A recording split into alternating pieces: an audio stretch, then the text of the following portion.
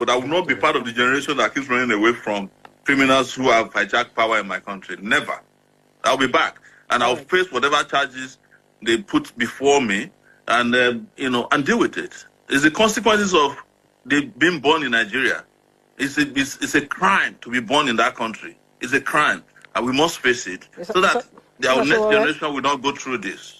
The dictatorship in Nigeria is in active mode.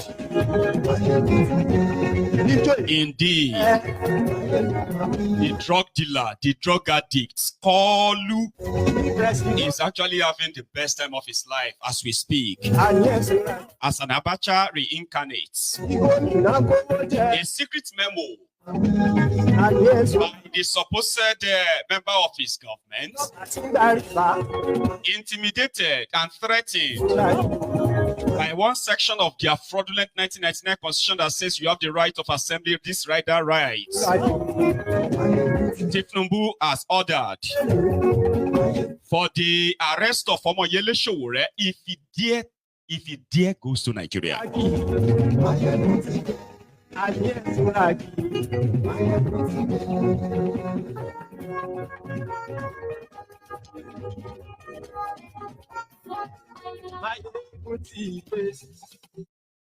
Today. So good morning to you once again. Good afternoon to you. And good evening to you from wherever you are joining us tonight. It is Mayegun Live. And let's just get down with it. This memo on your screen, I don't know if it is intentionally leaked or it is just leaked like others too, not meant to be in public. It is a memo raised supposedly by one of Tinubu's, one of Tinubu's allies. And according to them, it is to get those they considered as the enemies of Tinubu's government, Omoyele Sowore to be precise. Remember, as you are watching this broadcast, there are Nigerians who are currently standing trial in the courts of Tinubu in Nigeria. Their offense. They protested against hunger. They protested against bad governance. They wanted the Tinubu to end bad governance. Do you make illegitimate government to end illegitimacy? It's practically asking them to sack themselves or asking the government to sack itself. Nevertheless, the memo released was that Omoyele Sowore has been making Tinubu's government. This is their statement. They said he's been making Nigeria ungovernable, and that is treasonable felony. Treasonable felony carries one singular punishment: death. And the Daura, former Daura, now Dr. Stupid Service, has been put on alert. If you see Sowore in Nigeria from the airport, plus Sowore, plus his baggage and his luggage, bundle them straight to Abuja, and he must be locked up indefinitely. Indefinitely means this time around, right? No negotiation, no court appearance, just make him disappear. Surprisingly, that memo made it to the public. And it also sort of certified the denier that, certified the already known truth that Tinubu, like many others, not just Tinubu, those who are supposed to protect Nigerians, they will rather protect the regime, and they will do anything and everything, okay, to protect the regime. Unfortunately, the regime they are protecting is an illegitimate one, where Tinubu stole an election, rigged an election, compromised institutions, And he's been finding it difficult to even rule around the country. Sowore, who actually saw this himself, believed that they are toying with the wrong guy. This is actually an intimidation that is so useless. He is going to go to Nigeria. If you can remember, when Tinubu came in through Fagbemi, his own supposed attorney general of Nigeria, the Minister of Justice, surprisingly, they decided to withdraw all the treasonable charges against Omoyele Sowore, the ones initiated by Abubakar Malamu, Boko Haram's attorney general of Nigeria then, charged Sowore for treason, an effort to overthrow overthrow Boko Haram. A lot of people believe that was the handiwork of the confessor Wole Soyinka, using his good relationship with Tinubu in asking for a pardon for Omoyele Sowore, where the same government of Nigeria charged that was trying him for treasonable felony, developed a cold feet with no evidence though, right? They developed a cold feet and withdrew all the charges, dropped all charges against him, with a supposed expectation that Omoyele Sowore will just disappear, or at least cooperate with Tinubu's government, give them good media, and because our local Yoruba local, this is just like part of the conspiracy theories, okay? Sowore never begged anybody to drop any charges against him. In fact, at a point, the Dokwemu Stupid Service, and including the office of Malamu, they stopped coming to court to attend to their own case, in case of a treasonable felony against Sowore. They just stopped, and the court kept adjourning until the court threatened that they were going to actually dismiss the case. But before they could, the Attorney General of Nigeria, Fagbemi, dropped all charges. Then, in August, Omoyele Sowore, amplifying the voice of the Northerners who were planning at the time to shut down Nigeria because of hunger protest. 10 days hunger protest in Nigeria for Tinubu to reinstate the subsidy that he removed. Kalu didn't give a damn, he didn't give a shit. After that 10 days, even though they killed over 100 people, arrested over 1,000 of them, so eventually the 10 days lapsed and everybody just went on with their lives. But Tinubu and his handlers, they wanted that to be the first time and the last time anyone and anybody in Nigeria will stand up, mobilize themselves, and call for a protest. Sowore has been calling for revolution all this while. And you know now, if the citizen says, we are going to fight, we are going to protest, you will see Sowore there. He amplified it to the point that he almost owned it. Like he was the one who called out for the nationwide protest. However, when Sowore was finally, when the charges against him was dropped, his passport was returned to him. Sowore returned back to the United States of America. And from there was where they believed he coordinated the End Bad Governance protest, to the point that Sowore was disappointed that the protesters didn't take the fight further to their traducers, to their oppressors. And at the tail end of that protest, Sowore made a promise. It is not over. It is not over. He started muting, the idea of The protests will kick off again in October. This time around, it will be a total shutdown, and there will be no end to it until the demands of Nigerians are met. This is not going to be, this is unacceptable to Tinubu and his gang. So they have now declared him personal non grata. Somebody that must never come to Nigeria again. If he dare come to Nigeria, he will be arrested. This time around, he will never see the light of the day again. Well, the memo leaked, okay? And Sowore himself has responded by saying, oh, you are so wrong, guys. Oh, you are so wrong.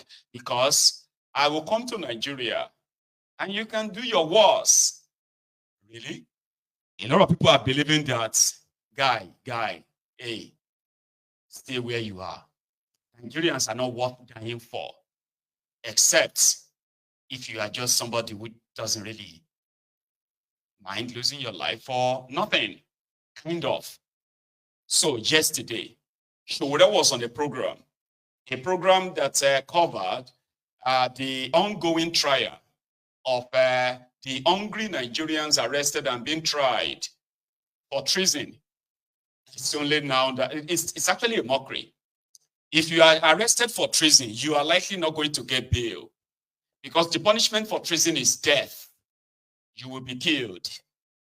However, the Nigeria judiciary, where you have the judicial bandits that are interpreting the law all the way they want, in a lawless country that doesn't even have any rule of law, they granted bail to hungry people, 10 million naira each bail. Somebody said, if these guys have 10 million naira, do you think they will be protesting that they are hungry? Of course not. So we are going to start this program this evening from Sowore's, and he actually had an engagement with one of the lawyers trying Nigerians, poor Nigerians, hungry Nigerians that are being tortured for 35 days. One of the lawyers was also on this program where Sowore was as well. And this was the exchanges. And we must get serious and start prosecuting individually prosecutors, police officers, and judges who connive to deprive citizens of their rights. These are just protesters, and they have not committed any offense known as treason or treasonable felony, or there was no attempt by them to commit such an offense. They're just exercising their fundamental rights guaranteed by international instruments to which the Nigerian state is a signatory. Under a civilian regime, there's nothing to welcome here. We should all be sad, very sad, that this is happening in the first place. So what you're saying now is ab initio.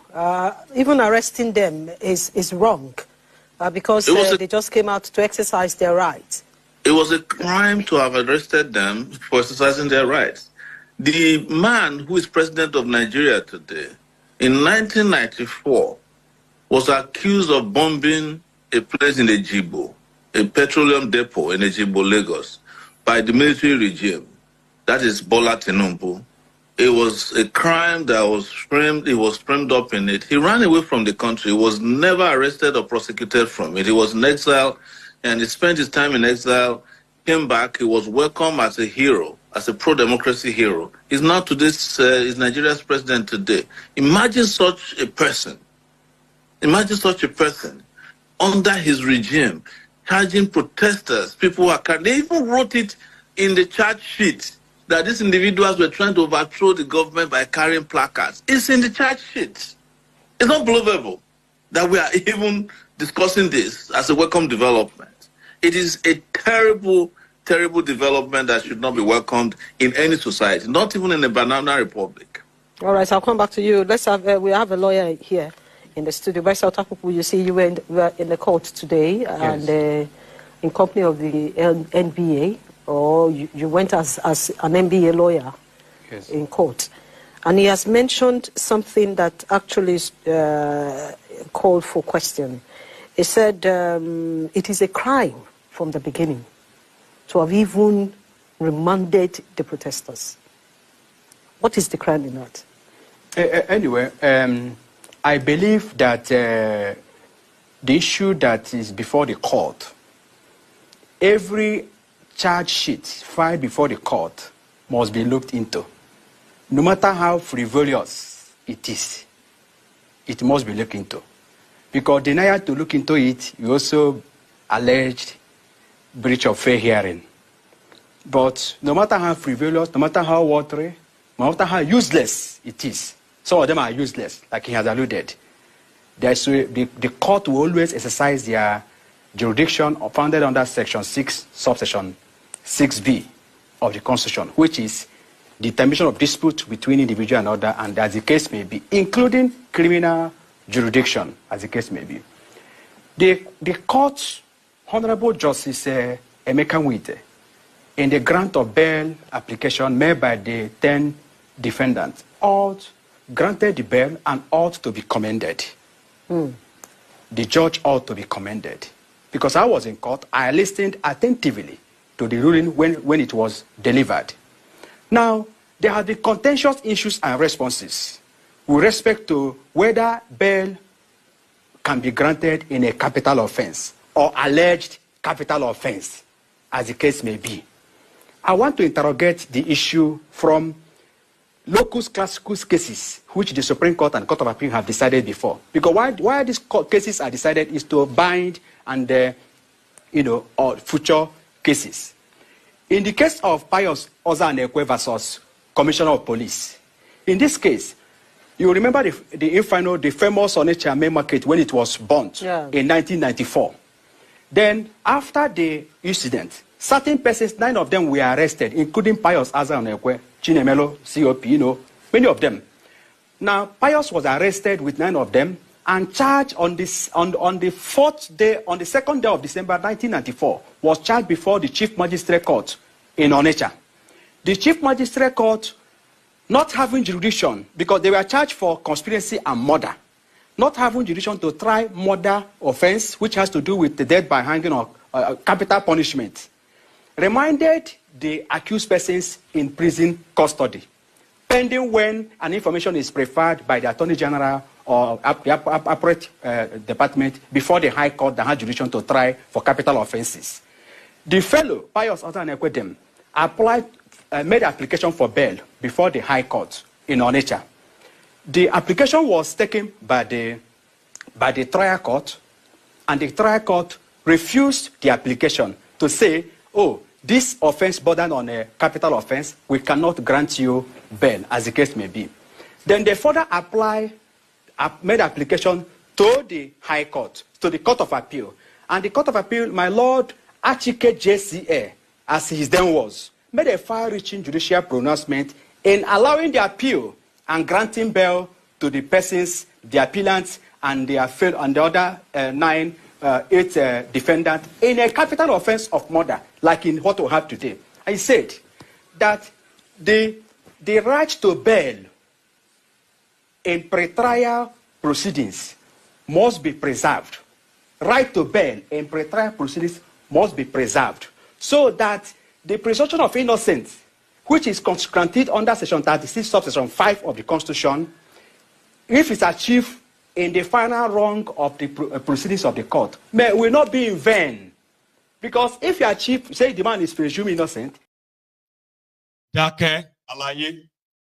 Now, here is the DSS memo with Omoyele Sowore's name on it. And this is how they raised it, okay? Watch list action.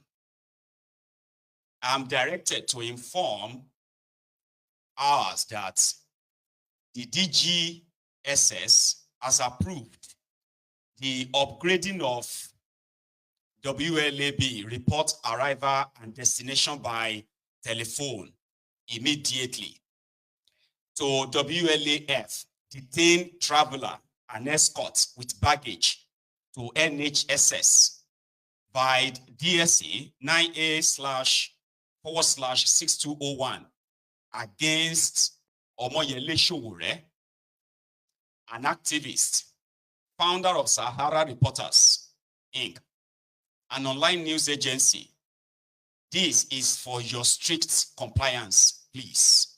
Signed, Adeola D. Ali for NISEC-NHSS. Waiting the Sowore's offense.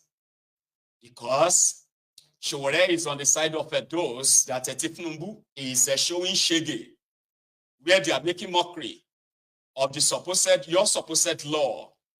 And they have lawyers who are going to say, the court has a jurisdiction, the judicial bandits, they have the blah, blah, blah, blah, blah, in a contraption, a lawless contraption. We don't know how many people they have raised this kind of memo. If you are criticizing Tinubu abroad, the ideal thing is that avoid Nigeria. Avoid Nigeria, because you may not be that lucky. If they grab you, you may never come out alive. As for the protesters, they locked down. I want Sowore to add more. I don't like listening to that guy. So yeah, here is the other part of that chart from that same program yesterday. From New York to Abuja. Here. I'm sure you have listened to the lawyer, that the bail condition, though, may be tough, but there's a possibility that it can't be reviewed. And if there's a possibility it can be reviewed, that means the counsel for these people in detention will have to go ask for a review of the bail. But let's take a look at what has been going on in Nigeria. We have seen cases where court grants bail and the bail condition was met. At the end of the day, they didn't release them. We have also seen cases where the court will say, okay, we have tried to meet up with the bail condition and all that. Getting to that place to release the person who was arrested, the person was rearrested with new charges. Are you seeing things? Are you seeing the future that something like this may play out? You know, let me explain to you. The lawyer who is speaking, there is speaking law. He's not speaking justice. And my concern is justice. You know, you can bring what they call hubris in law to justify anything and say you should praise a judge. I have been a victim of this type of rubbish charge before. 2019, I was arraigned before a federal high court and accused of treason after they had detained me for 45 days on false charges that I was engaging in terrorism and I went to pick $100 million from Dubai. When we got to court, they discovered I've never been to Dubai before. After spending 4 months in detention, I was granted bail on conditions that the judge knew I cannot fulfill. We went and varied the bail. I made the condition after a month. I came back for trial. I was abducted before a judge in Nigeria, inside the courtroom. So what I'm saying is that Nigeria must get to a point where you start punishing people for engaging in this misuse of legalities. There's no point praising a judge who is sitting down knowing that there is no evidence of a capital offense and continue to prosecute somebody for a capital offense. These are some of the poorest young people, unemployed young people. The guy I was arraigned with was a secondary school student. He's now in London, about to complete his law degree after we got him out of Nigeria. The reason they are doing this is because we permit it. We have permitted this nonsense for too long.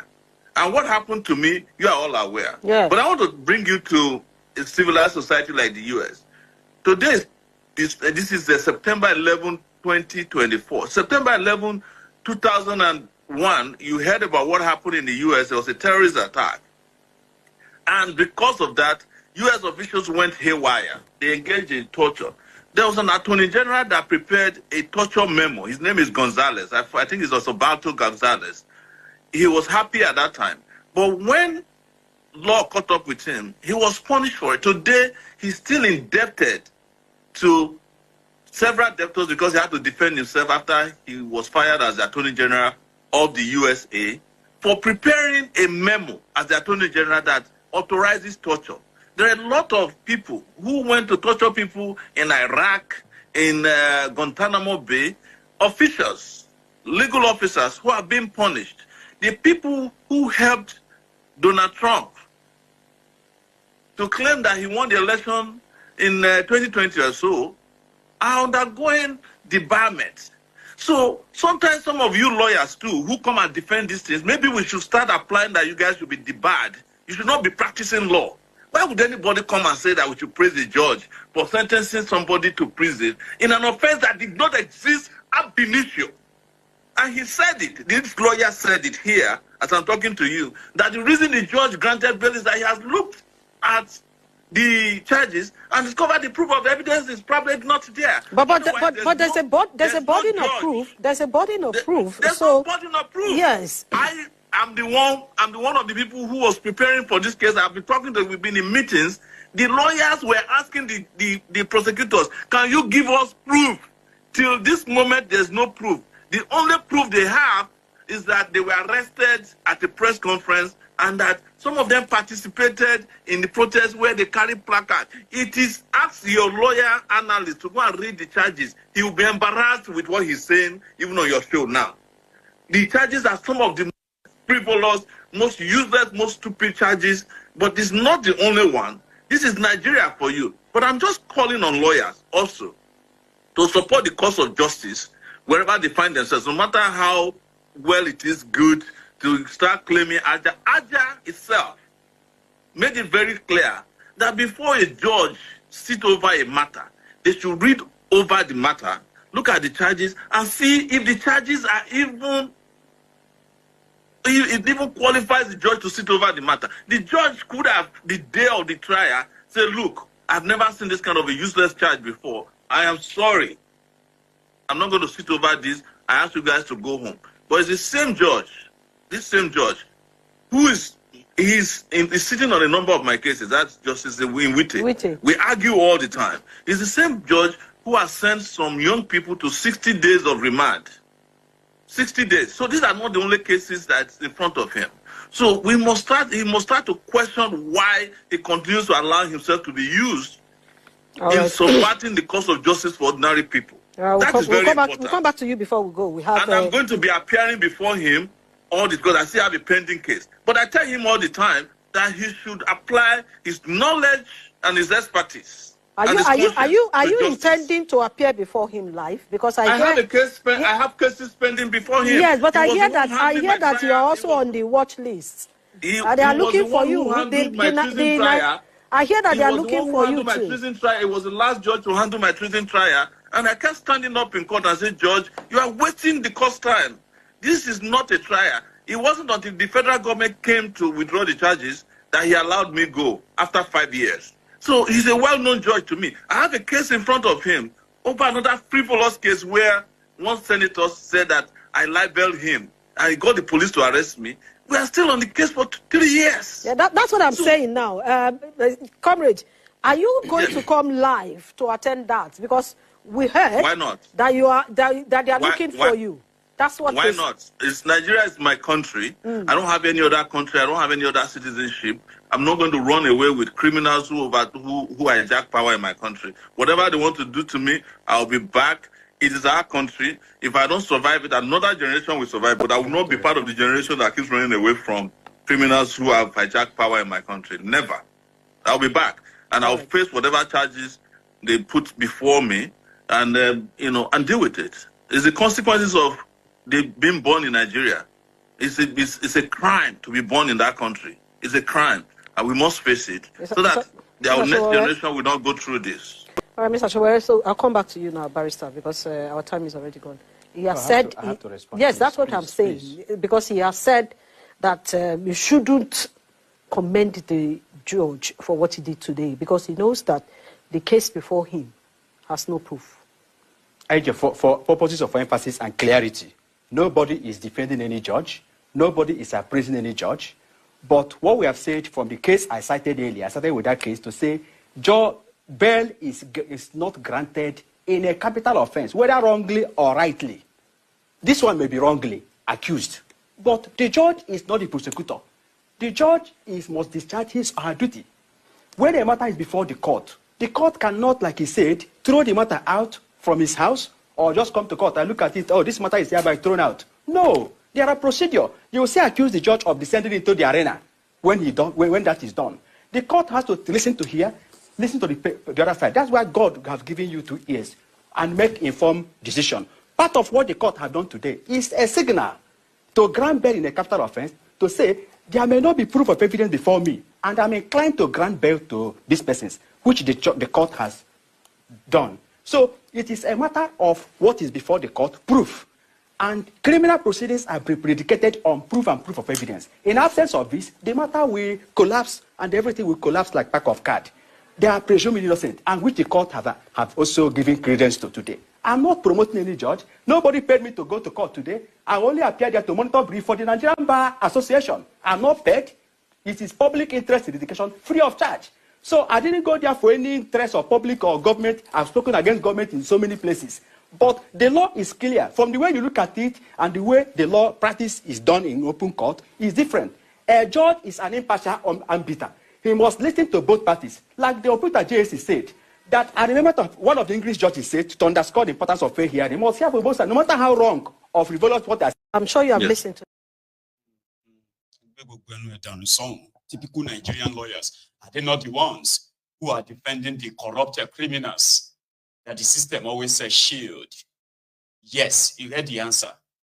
So where I don't go is going. I don't think we have any control over that. You know, the intimidation. But there's something I'm taking away from that. To Omoyele Sowore, it's actually a very, very, a tragedy to be born as a Nigerian, in Nigeria, unfortunately.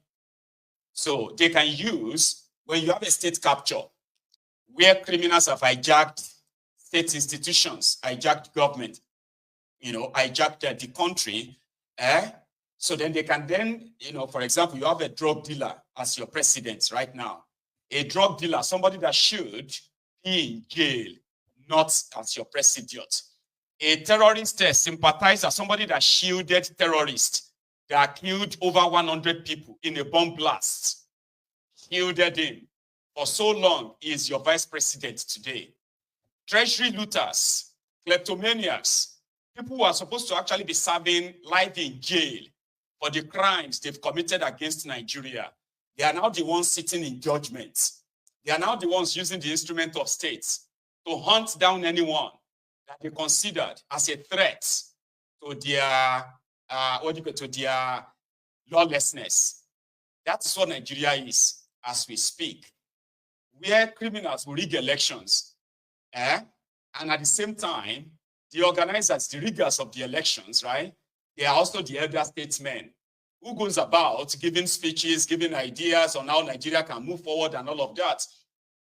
And Nigeria continues to retrogress, moving backward. So they declared Omoyele Sowore. They haven't declared him wanted. This was supposed to be a secret memo that should never make it to the public.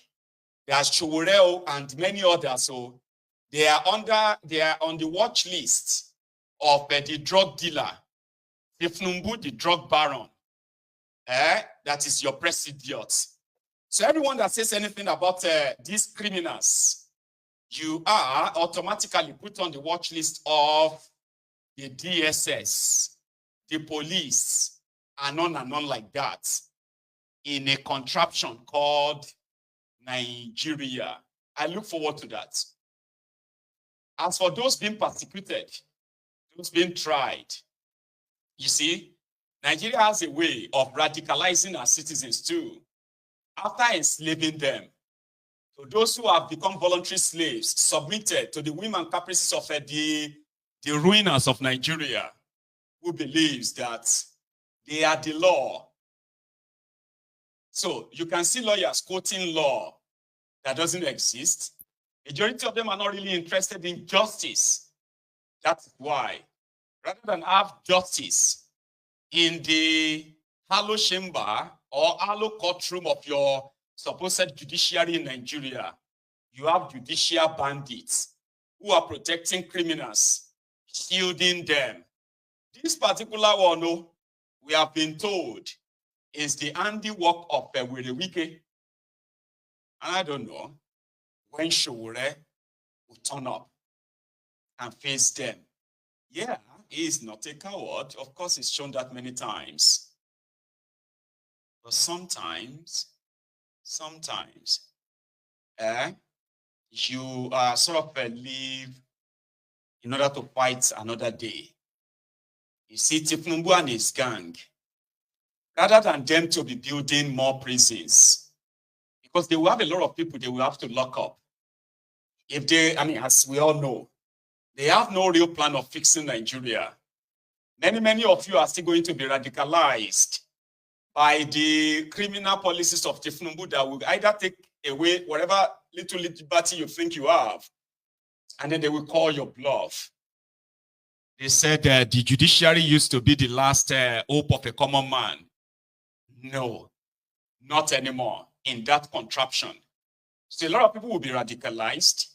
The revolution that they are sort of thinking they could suppress with the hardship, with the suffering, with the corruption and the impunity, with the lawlessness and the death of rule of law, with the judicial bandits who are supposed to actually issue justice, they are doling out, they are doling out injustices, right? It is just going to be a matter of time. For example, maybe you know that Nigeria is a joke. The person that put together this 1999 constitution, the genesis of all Nigeria's problems, Abdulsalami Abubakar, the criminal that should have been tried for treason as well, possibly long dead by now, because he would have been found guilty. All of them, the military criminals who used their Decree 24, called the 1999 Constitution, is an elder statesman today in Nigeria who is in charge of two things: national prayer for Nigeria to be better, and then National Peace Commission. He goes about every 4 years with a book they called Peace Deal. Let us go and sign peace deal during the charade elections. Then, after signing peace deal, they will unleash terror on Nigerians who ever try to come out to exercise their right of voting, choosing their own representatives and those who represent their leaders, supposedly. When this APC, Egbekegbe, and others unleash their terror on the supposed citizens of the country, the likes of Abdulsalami Abubakar are always nowhere to be found. Indeed. Then after the rigging, they will surface again as elder statesmen to honor the inauguration of illegitimate governments. They were in Edo State yesterday, where they were trying to force the people of Edo State to come and sign, participants in the Edo election, an election that is already rigged, result written, crisis looming, intimidation everywhere. Abdulsalami Abubakar was in Edo, asking them to come and sign peace deal that they will have peaceful election. How do you have peaceful election when the commander-in-chief, Tinubu, has already promised to deliver Edo State to APC, whether the people vote or not? Do you want to have Edo State? They said, yes, I will give you Edo State. Forget about the election. According to Obaseki, the failed governor of Edo State, who is fighting tooth and nail to install his own stooge, somebody that will help him cover his own ass, his own thieving and stealing, his own incompetent and failure. Rightly so, like everybody else elsewhere, you have to find your own successor to cover your own track so that you can go and enjoy your own loot in peace, yourself and your family and your cronies. So Oshiomole is fighting to force his own another stooge on Edo.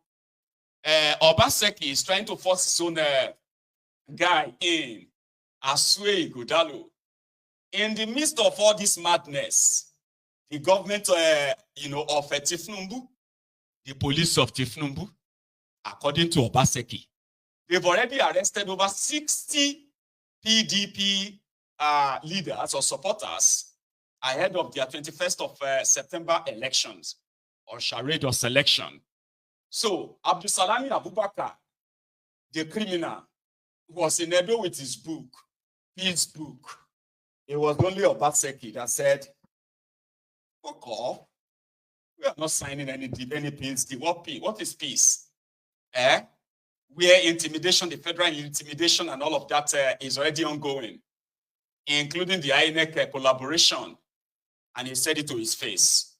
Let's go to Edo State. Obaseki and Abdusalami Abubakar and their fake peace. That's never going to bring any peace. The purpose of the peace committee coming to Edo State is, I'm sure you must be aware, there is going to be a signing of peace accord between the gubernatorial candidates and the parties. That is to ensure that there is no mudslinging during the campaign, and then we accept the results as long as it is free and fair. And also, if there is any misgivings, the court should be the arbiter. We were here in 2020. Very heated elections. You know, this is an off-cycle election, and there's a lot of attention. But unlike 2020, I'm very worried. Very, very worried. Because from the developments and where we are today, I think my party met yesterday and we're not likely to sign this agreement. The person who is supposed to enforce peace, the peace accord, is now an active participant in creating a destructive environment. We've had situations where, from the Inspector General's office, there are armed gangs of policemen who have come into Edo State to just invade, arrest, and take away PDP members. As we speak, there are about 10 in detention in Abuja without trial. 2 days ago, they came to pick up a local government chairman. This man, the chairman was going back home. He was attacked and shot at. And the police, he reported, and the police said he should come to give evidence. He came, they arrested him. And as I speak, he's in Abuja. I'm saying, how? Even if offenses were committed in Edo State, why would you not charge the offenses here and try them here? Why take them to Abuja? I mean, are these offenses of high treason? And then in Abuja, why not charge them to court in Abuja? The police, the IG's office came in and obtained warrants to arrest 60 PDP supporters. 60. 60. Yes, they have the warrants. So all just essentially driving all our leaders into hiding. And for me, my role as the chief security officer is being made nonsense of by the IG. Because the commission arrests, we heard somebody was arrested, the chairman was arrested. I called the commissioner. I said, please, I understand this has happened. Please look into it and let me know. He said, I'll come back to you, sir. And he just refused, he ignored me, didn't say anything. It was the next morning at 4 a.m. he moved that person to Abuja. And I said, speak the other. So, sir, how can we sign a peace accord? Why should we? Because clearly what they're saying is it's going to be a very violent election. And they're going to use the forces of coercion and intimidation to win the elections in Edo, whether we like it or not. That's the message. I'm glad the IG is in town. We say no until everybody arrested in Edo is released or brought back to Edo to be tried for whatever offenses you claim they've committed. We have no confidence that the police is going to protect us in these elections. The purpose of the peace Anarchy loans. Anarchy loans. What kind of peace is he talking about? You see, that man in white there is a criminal. He was the one who put together 2-3 people, locked them inside a room to produce a document, Decree 24, they called the 1999 Constitution, that nobody saw a copy of it, never printed in Nigeria until the day, nobody saw a copy of it until the day of inauguration of Olusegun Obasanjo, the genesis of no peace in Nigeria.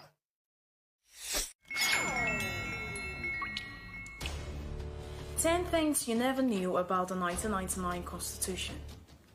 Did you know that the 1999 Constitution was promulgated by the Military Decree 24 of 1999? And to think of it, this 1999 Constitution was never subjected to a referendum.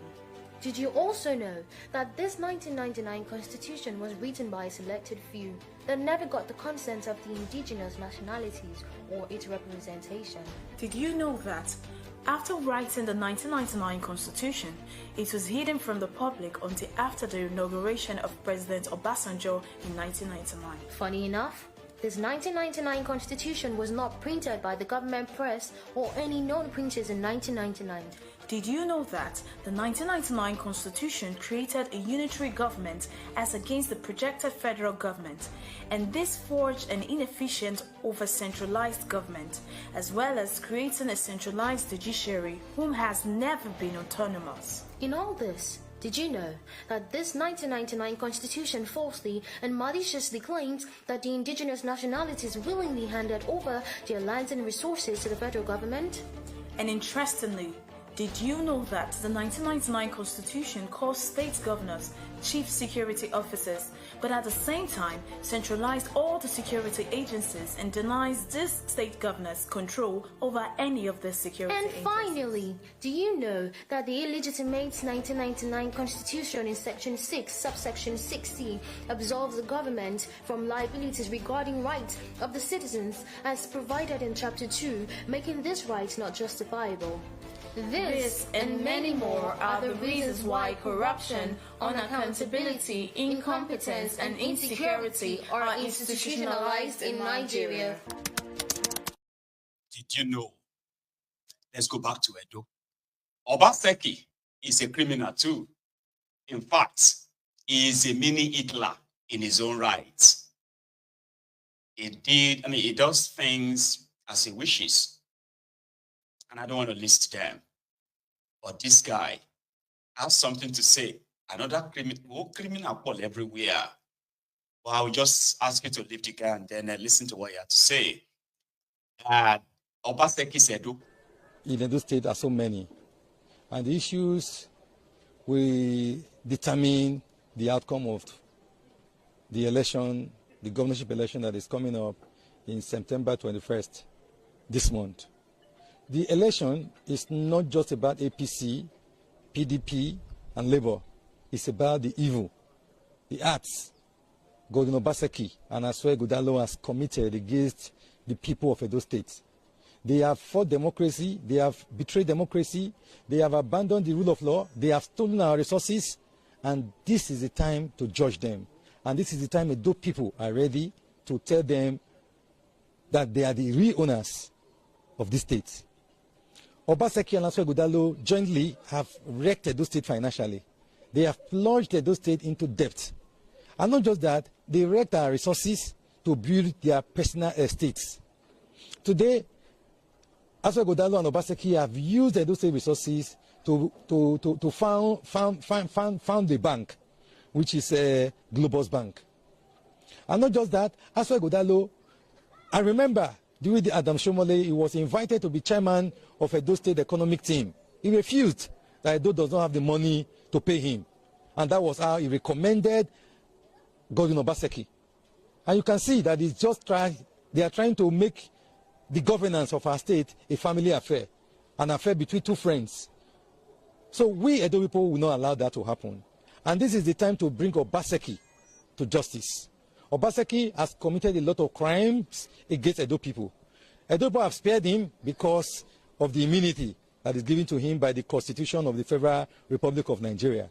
Very soon he will not have the immunity, he will be free, the Edo people will deal with him as they please.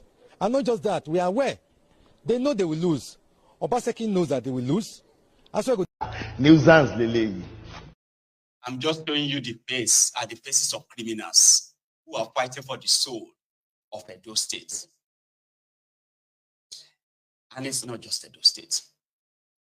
The soul of different of those quasi-states they created in Nigeria called states. The criminals who are appearing, whether in APC and PDP, which are the two CMEs twins, so to say, they used to be pals. They used to be friends. Now, resources of Edo State cause trouble between them. Right now, a lot of them are speaking to Edo people and telling them that we are doing all of this because of Edo. We love Edo. We love this or that. They are able to do all of this as well because you have a country that is created on falsehood, and then you have a fraudulent book called Constitution that shield criminals from real prosecution. That guy, his own story long, but it's not about him.